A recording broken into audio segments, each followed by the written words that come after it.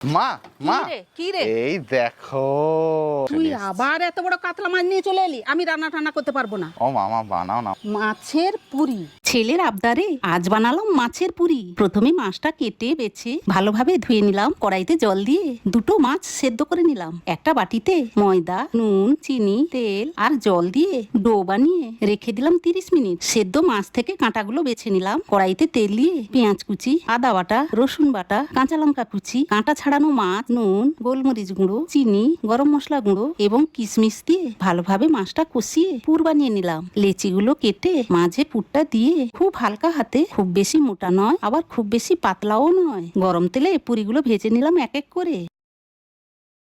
বাবুরে আয়, হয়ে গেছে। তারপর নিজেদের পছন্দের মতো তরকারির সাথে পরিবেশন করুন এই দারুণ স্বাদের মাছের পুরি। দারুণ।